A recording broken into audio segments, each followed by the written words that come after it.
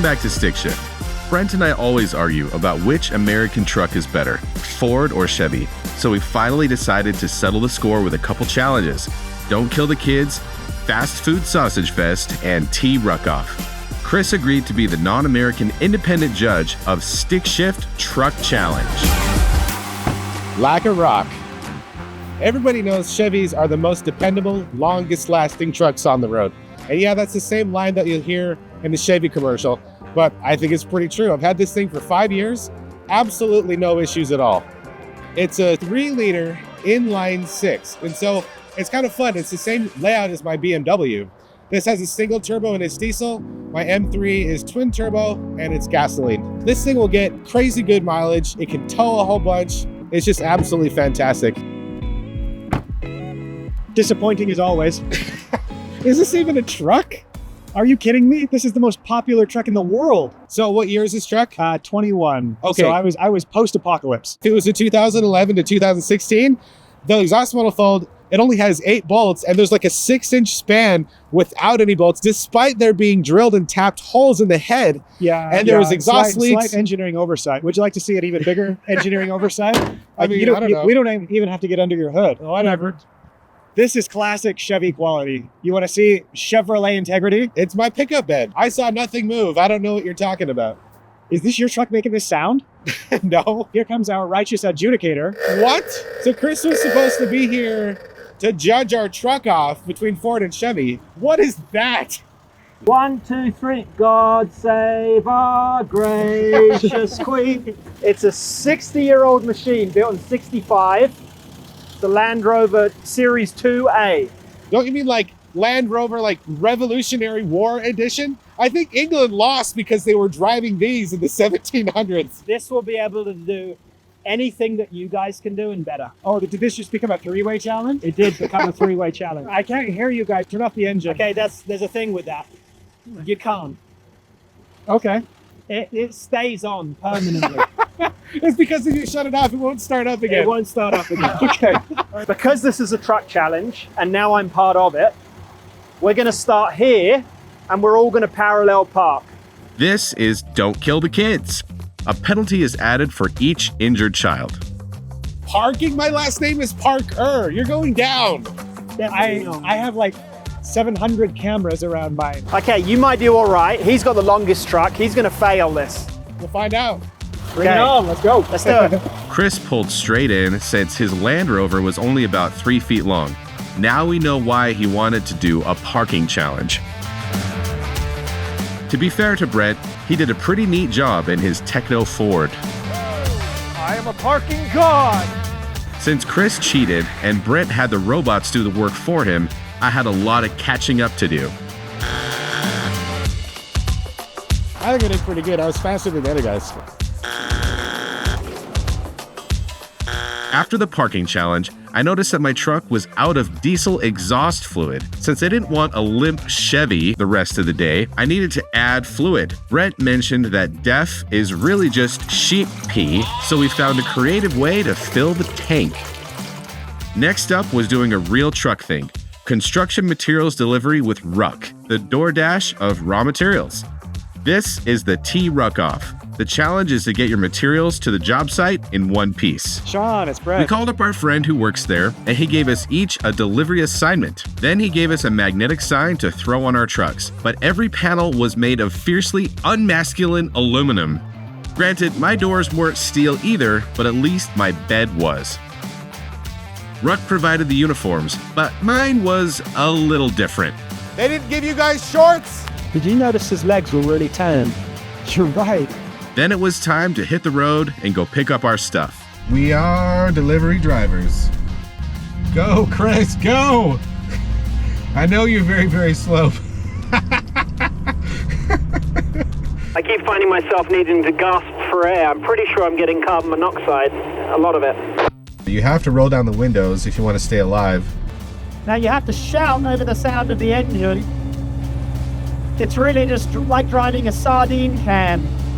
I don't even know what I'm driving at. Maybe 40 miles an hour, maybe less than that. The speedometer just bounces back and forth relentlessly. First stop, Home Depot. Now, The one part of this challenge that I was really nervous about was getting something big. What is this? This is my delivery. We're construction delivery workers today, and you brought a box of nails. Hey, I'm not dictating this challenge, all right? This is what was requested of me. I'm bringing like 16 feet of 2x4s. Brent's got 4x8 sheets of drywall. So, Chris, if you're going to call that a truck, we're going to take it all the way. Okay. So I got you a couple of things to finish the transformation. Okay. From a British pasty to a American truck. The first...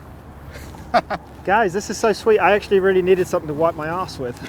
Wear it proudly. Yeah. And then the second thing I got you to make you an actual American truck driver is a firearm. What's the orange tip? Does that mean it's extra dangerous? It's a toy so that you don't hurt yourself. You're not a true American unless your children are playing with handguns that look almost exactly real. Okay. So you're all set.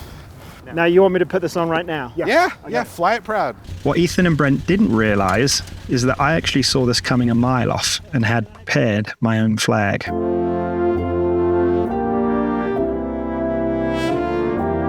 Chris, I think that flag is going to get us all shot, not just you. I'd take a bullet for this flag any day.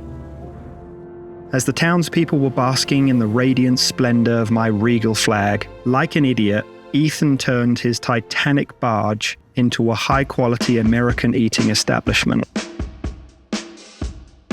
Please don't get fish and chips. This is going to just disgust me. This is Fast Food Sausage Fest. Mastering your domain. Can your truck pull off a drive-through? I got a question, Brent. Fire away. How many times have you had to restart your infotainment system today? That's not a number. One of the first things Brent had to learn when he bought his truck was the Ford equivalent of Control-Alt-Delete.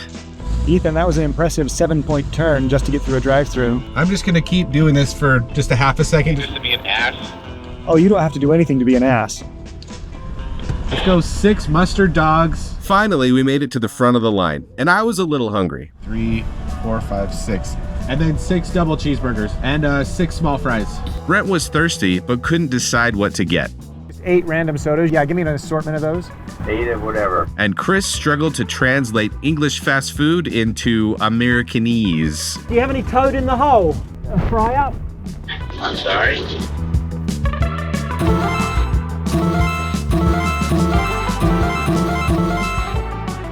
I seriously thought Wiener Schnitzel was like a fake restaurant from movies. Fries were amazing. The double cheeseburger was filling and delicious, and I wish they were our sponsor.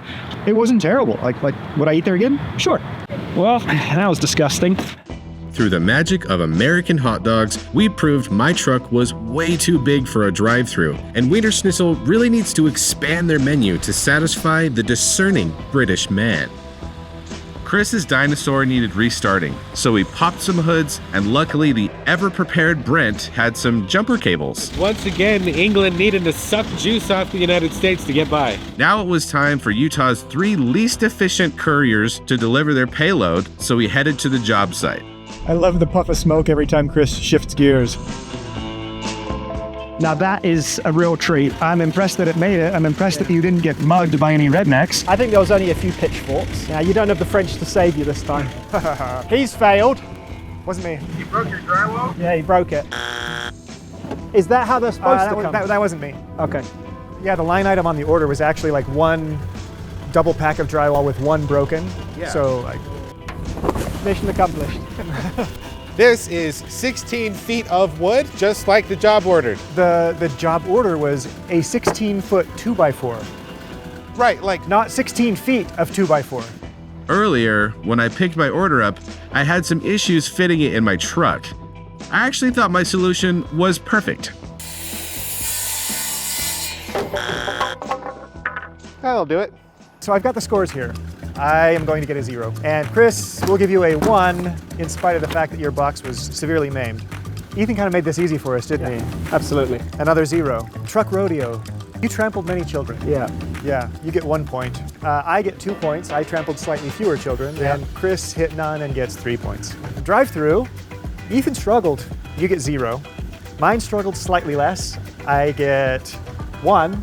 And Chris was yet again showing off, and he gets 2 points. Final scores, Ethan won, 3rd place. Nice work. I won. Nice work, 3rd place. Brent, 2nd place with 3 points. And Chris might have gotten 6 or something, I lost count. So the Land Rover Series 2A from 1965 is in fact the best truck ever made. I'm not happy with this result. Thanks for watching Stickshift. We'll see you next time.